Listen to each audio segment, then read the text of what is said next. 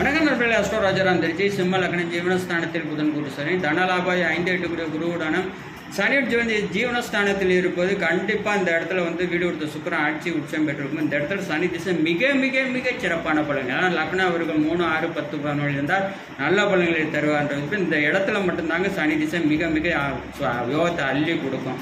ஆனால் புதன் குரு சனியை நெருங்கி வலுவான நிலை. ஆனால் புதன் திசை குரு திசை நல்ல பணம் தரும். அந்த திசை வரும்போது தன லாபம், குடும்ப ஆதிபத்தியம், புதனுடைய காரதம் பாதிக்கும். அதே மாதிரி 5-8 குரு திசை வரும்பொழுது கண்டிப்பாக குருவினுடைய காரதம் ஆதிபத்தியம். அதுக்கு விதிவிலக்கு சுக்கிரன் வளர்விரை சந்திரன் பார்வை பெற்றிருக்கும் போது பௌர்ணமி சந்திரன் பார்வை 3 திசையும் நல்ல பலன்களை தரும். இல்லை விதியை விட விதிவிலக்கு புரிஞ்சுக்கலாம். ப்ரெடிக்ஷன் கரெக்டாக வரும்.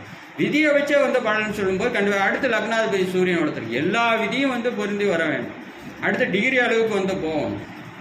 2026 சட்டசபை தேர்தல் முதல்வர் யாருன்னு யூடியூப்ல போய் தமிழ் சேனல் அஸ்ட்ரோராஜ் வீடியோ 2022